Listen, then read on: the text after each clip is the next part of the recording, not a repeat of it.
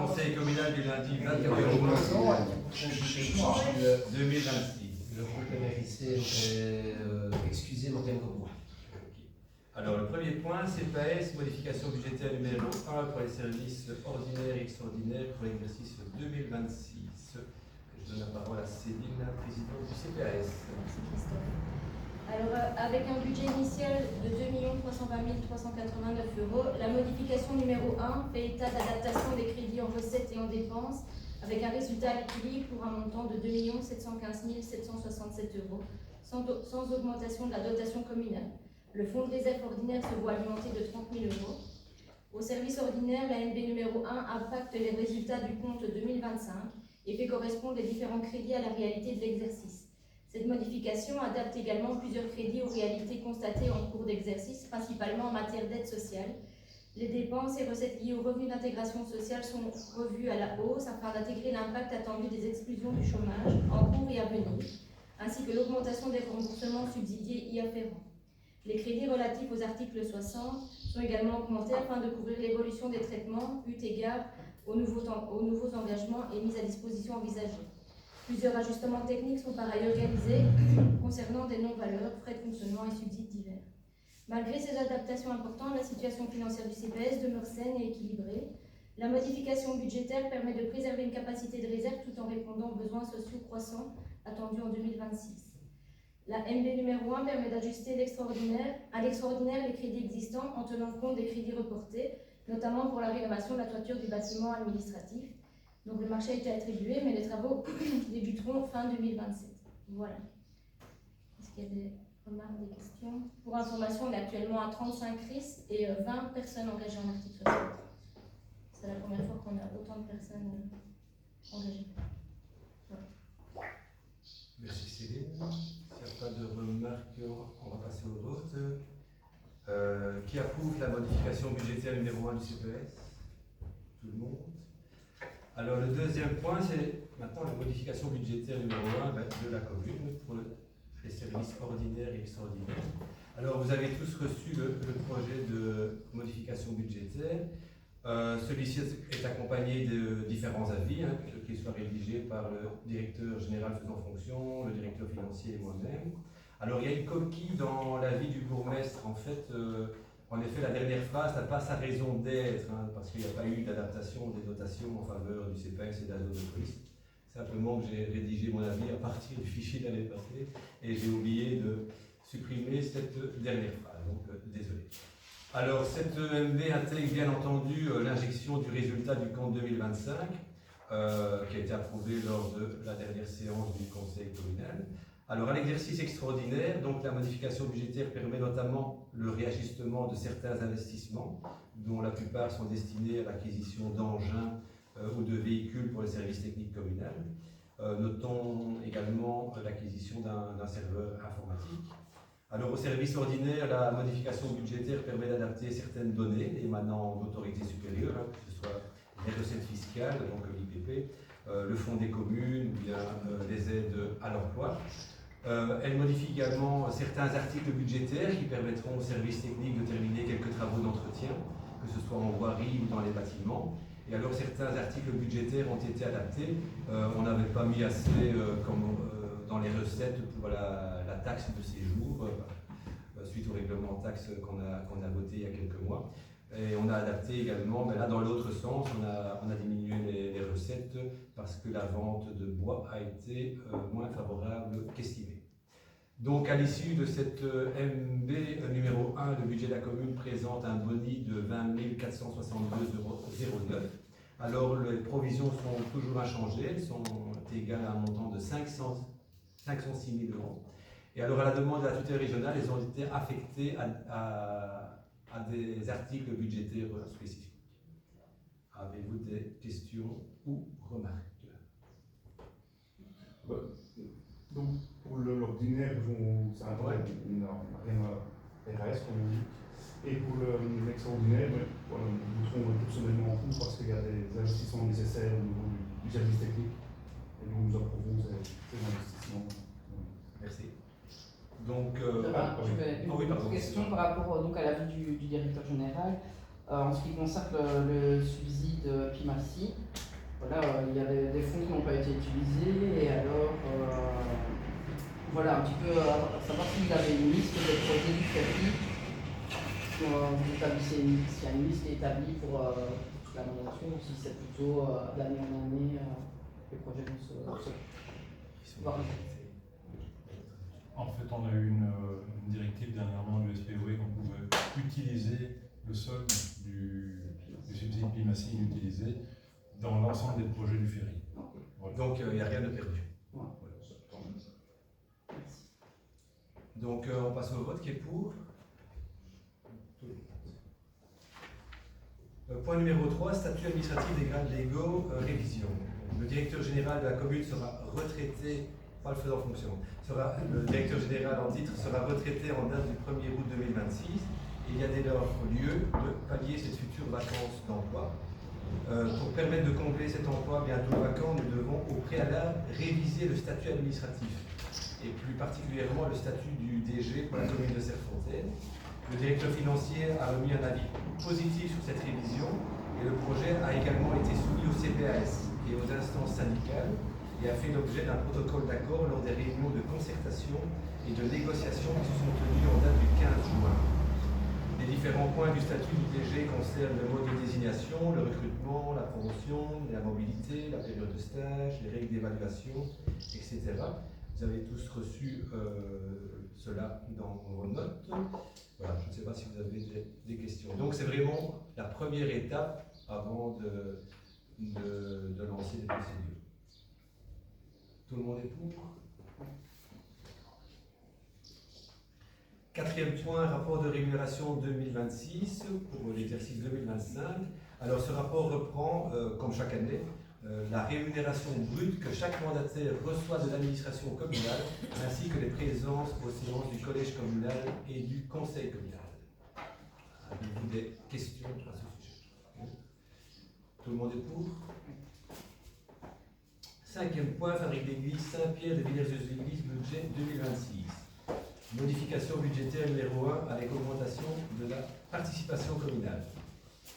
Alors il s'agit en fait du remboursement de l'achat d'un nouveau cierge. En effet, lors d'une répétition du spectacle de la fancifère de l'implantation scolaire de Villers-aux-Églises, qui s'est déroulée dans l'église, une enseignante a accidentellement brisé le cierge pascal. Il a fallu remplacer le cierge. Pour que la commune puisse rembourser la fabrique de l'église, il y a donc lieu de procéder à cette modification budgétaire. Une augmentation de la dotation communale d'un montant de 133 € est dès lors sollicitée. Et votre vote en faveur de celle-ci permettra à l'enseignante en cause de retrouver toutes ses chances pour accéder au paradis le moment où quand elle l'a cassé, je lui dis tu n'iras pas au paradis. Juste une question, parce que c'est quand même quelque peu inhabituel. C'est le pourquoi de la fancifère dans l'église? C'était un accord entre l'école et la fabrique d'église. Voilà, tout simplement. Pas assez de place dans la salle. Ouais. Dans la salle, il n'y a pas assez de visuel quand tous les gens sont là. D'accord. C'était juste C'était ça. Ça fait 2 ans.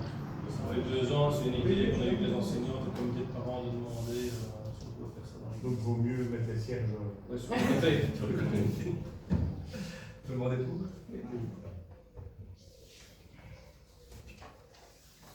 Alors le sixième point, motion de soutien au CRECI, donc c'est SBL, et à la pérennisation de ces missions de participation citoyenne des enfants et des jeunes. En fait, le CRECI, c'est le carrefour régional et communautaire de la citoyenneté et de la démocratie, et c'est une SBL à laquelle notre commune est affiliée depuis 2005 et la création du conseil communal des enfants.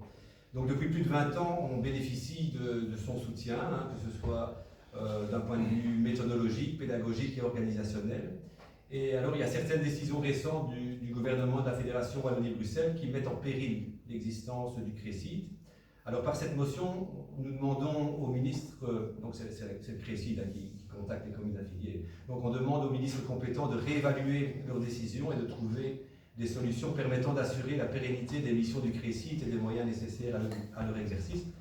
Vous savez, si on ne multiplie pas les votes de motion au sein de notre conseil, mais ici, le collège a souhaité inscrire ce point à l'ordre du jour, tout d'abord parce qu'on est affilié au CRECID et qu'en outre, on estime qu'il est important de favoriser la participation citoyenne dès l'enfance, ne fût-ce que pour apporter une réponse concrète et positive face au rejet d'un grand nombre de personnes à l'égard de la chose publique. Voilà.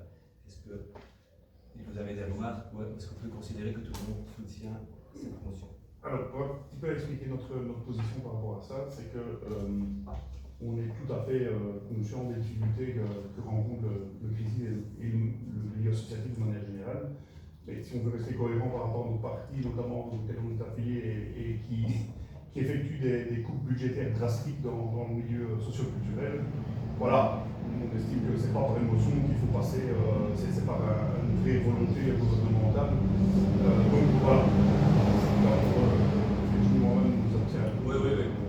Je comprends tout à fait. Maintenant, je veux dire, notre parti aussi est associé à ces mesures. Je veux dire, cette motion n'est pas une attaque frontale, mais on demande est-ce qu'il n'y a pas moyen de réévaluer ou de reconsidérer. C'est dans ce sens-là. Oui, voilà. Ouais, on a un peu embêté par rapport à ça. Non, oui, mais ce sera lié, hein, j'ai pas de souci. Voilà. Enfin, nous, on assume totalement parce que c'est pas une remise en cause d'une politique globale, mais ici en disant, voilà, est-ce qu'il n'y a pas moyen quand même de trouver une solution pour ne pas mettre en péril l'existence de cette ASBL? C'est lié le problème, c'est que c'est lié à des coûts budgétaires générales dans ce domaine-là. Et donc là, on est face à une série de structures qui d'ailleurs ont déjà mis la clé sur le paillasson, et on voit que ça continue avec la crise. Enfin, voilà. Oui, mais on peut aller à la motion, j'ai pas tout fait. Moi, c'est comme. Je vais passer au vote. On a un débat, on est une instance démocratique. Voilà. Donc, qui est pour? Septième point, Assemblée générale ordinaire du 25 juin 2026 de l'intercommunale de YTEC à laquelle nous sommes affiliés. Je ne sais pas si vous avez des remarques. On peut approuver l'ordre du jour. Huitième point, donc participation au projet Action Sculpture 2026-2027, convention de partenariat au niveau global et local. Pour rappel, on avait dû enlever ce point de l'ordre du jour de la séance précédente parce qu'on n'avait pas reçu la convention. Donc lors de la séance précédente, Morgane nous avait expliqué la problématique de la prise en charge de la participation artistique sous forme d'une assurance. Donc pour 2026, c'est toujours Action Sud qui la prendra en charge. Mais en 2027, ça coûtera plus cher à la commune et ça portera la participation à 2 500 €. Mais comme ça, s'il y a des dégradations éventuelles, on n'aura aucun souci. Donc, pour info, la prochaine artiste ce sera Madame Brigitte Danse de Louvainier, donc dans la commune de Sprimont. Y a-t-il des remarques? Qui est pour? Alors pour les points 9 et 10, c'est le SPOE Mobilité et Infrastructure qui sollicite l'avis du conseil communal en vue de créer des zones de limitation de vitesse à 70 km/h au lieu de 90 km/h sur des routes régionales et plus particulièrement à Sillambieu à hauteur de la rue des Haies. Alors pour le point 9, il s'agit d'une petite portion de la N907 à son intersection avec la N978. En fait, quand vous prenez le Falenprise et que vous descendez la rue des Haies, si vous prenez à gauche et vous allez vers le Belvédère, il y a encore 200-300 mètres qui est sur le territoire de Sillambieu. C'est pour mettre cette partie-là à 70 km/h. Et alors pour le point 10, donc il s'agissait de mettre à 70 km/h une partie de la N978 et plus précisément de la boulangerie au-dessus de la rue des Haies, la boulangerie Chauveau. Et sur une distance de 465 mètres en direction de Sillambieu. Mais donc, le projet, il va jusqu'à la dernière maison en brique à gauche, en fait, Michel Hardy qui vient de décéder. Et nous, au collège, on souhaiterait amender ce projet pour que le 70 km/h, ce soit jusqu'au carrefour du bas avec l'intersection de la rue de Beaupont. Donc, on va scinder vraiment les points. Donc pour le projet du point 9, pour la petite partie N907 vers le Belvédère, est-ce que vous avez des remarques? Est-ce que vous êtes favorable? Tout le monde. Maintenant pour le point 10, même question avec le projet amendé et de mettre de proposer le 70 km/h jusqu'à l'intersection.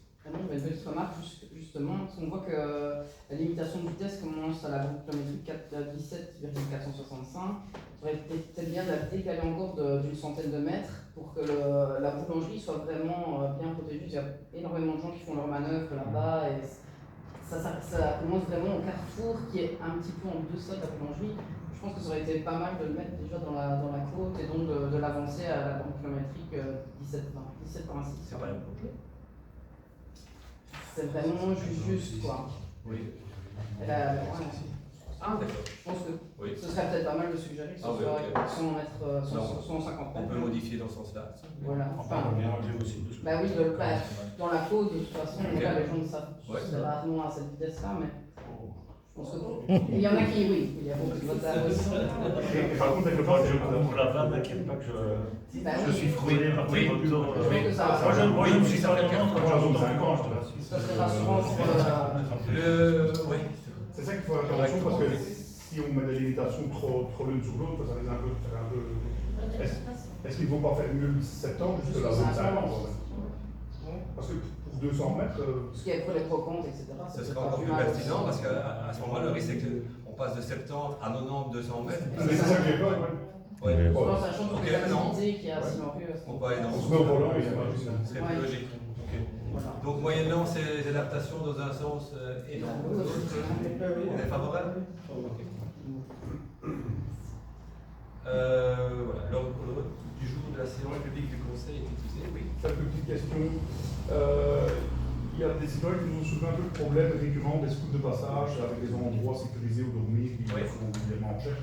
Je pense qu'il y a aussi la version de référence ici sur ces fontaines, mais ce qui est un peu dommage, c'est que sur les sites qui référencent ces endroits de camp, on ne voit pas apparaître les endroits où les mouvements de jeunesse, en tout cas, qui logent en pleine nature,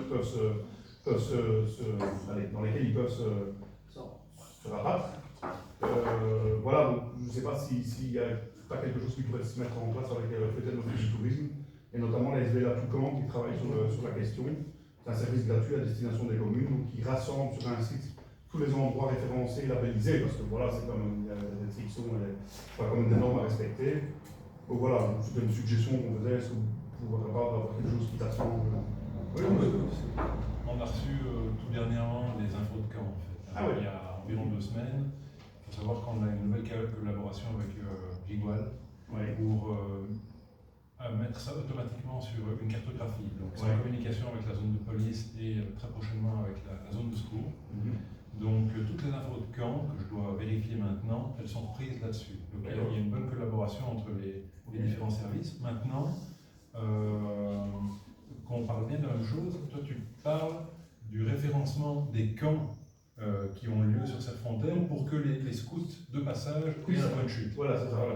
Ça, tu ne saurais pas l'avoir sur un site comme Atoucan.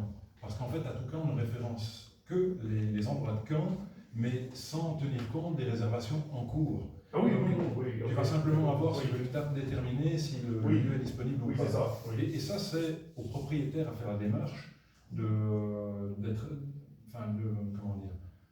s'enregistrer auprès de la Toucan et puis de respecter tout un tas de normes. Quoi. Mais la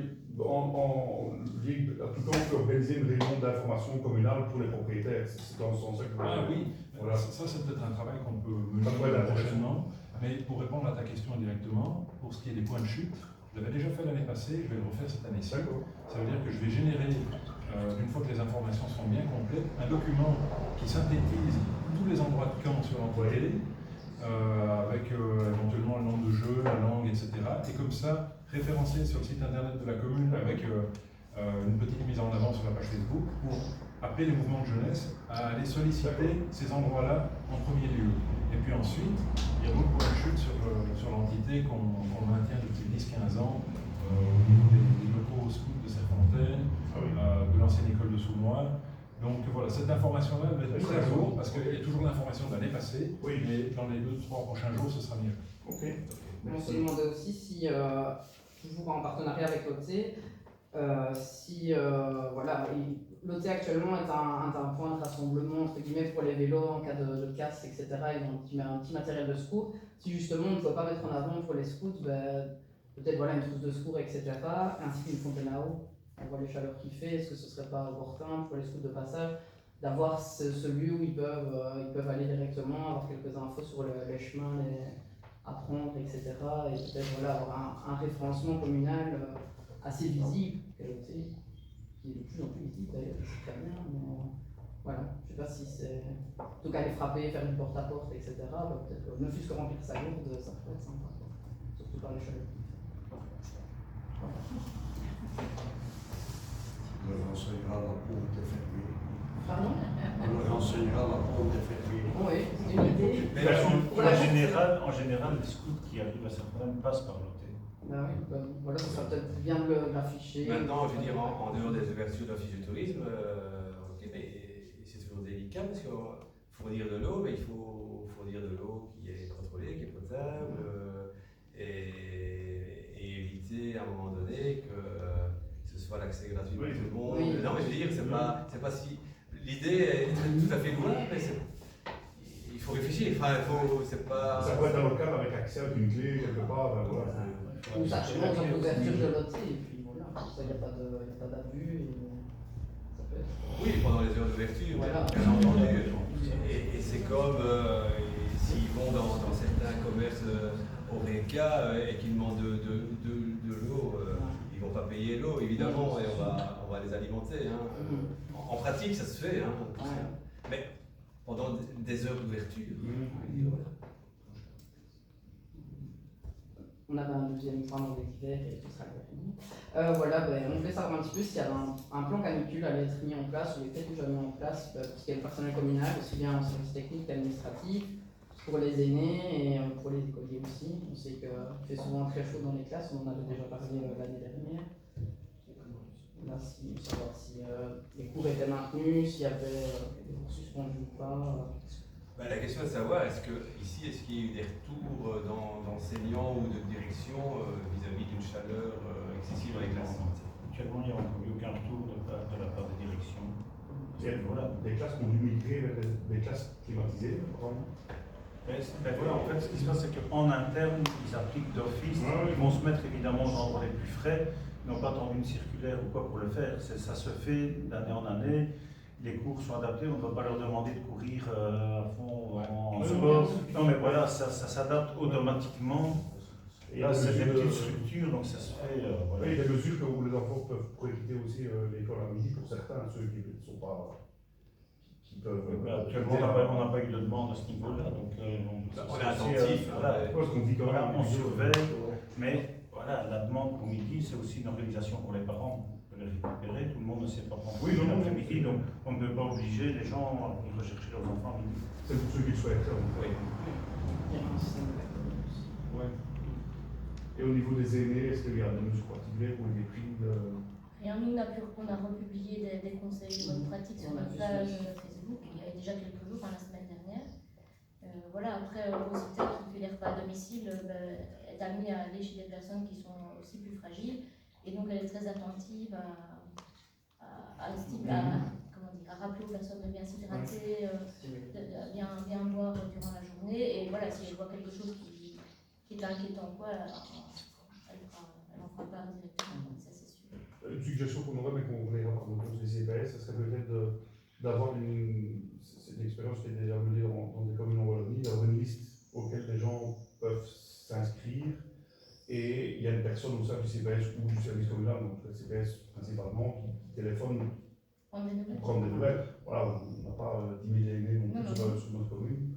Ça serait intéressant d'avoir un suivi plus régulier en sachant que les épisodes de votre canicule se rapprochent quand même. Donc voilà, alors on ne sait pas mettre en place ça du jour au lendemain, mais c'est une suggestion. C'est intéressant de prendre un suivi plus rapproché. D'accord. Parce qu'on sait que malheureusement. Et j'avais. J'ai dit que c'était fini, mais c'est pas fini. Je vais quand même intervenir. J'interviendrai mercredi au conseil de police, mais ça va concerner quand même le conseil communal. Et je pense quand même que ça vaut la peine d'en parler. On a tous été un peu surpris par la presse, et je pense que cette promesse est déjà également, d'apprendre que les conseils de police disparaissaient à partir du 1er juillet et que le débat sur la vie de la zone et les matières qui étaient traitées par le conseil de police serait débattu lors d'un rapport annuellement au niveau du conseil communal.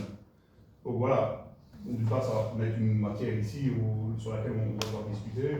Ce que nous regrettons un peu, c'est la fin d'un organe de démocratie participative qu'il fallait certes réformer, mais voilà, on est devant une suppression totale à une époque où voilà, le contrôle à divers niveaux est quand même important. Voilà, simplement, je voulais quand même qu'on n'en fasse pas parce que je pense que tout le monde a été surpris. Moi, parce que je Oui. la voix, ouais, j'assume, mais je vais dire dans les faits. C'est vrai qu'il n'y aura plus de conseils de police, mais je pense qu'il faut être pragmatique.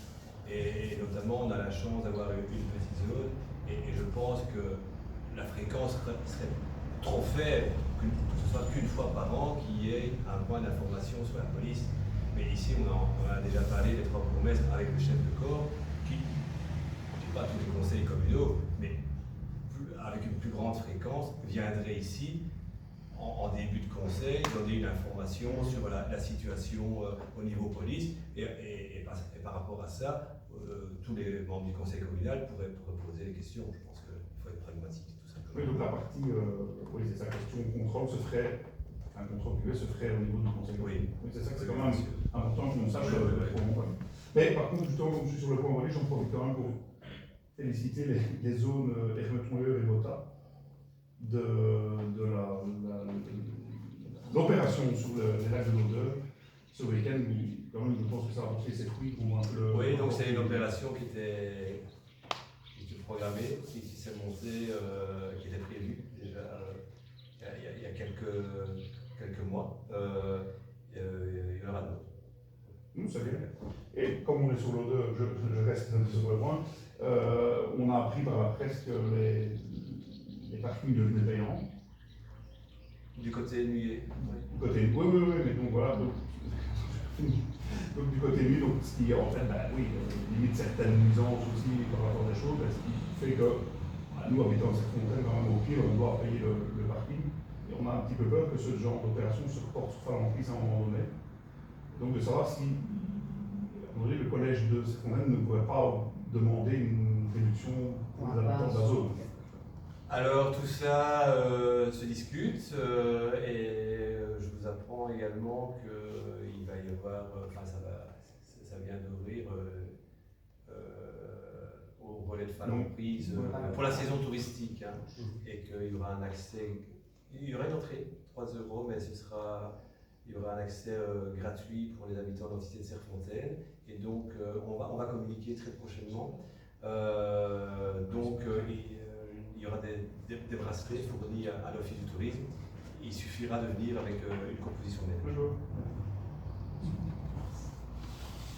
Mais actuellement, le parking payant à Falemprise n'est pas d'activité. Bonne nouvelle. Voilà, parce que non, mais le but c'est de désengorger la bataille aussi. C'est ça le but. Ok, merci. Voilà, merci à vous.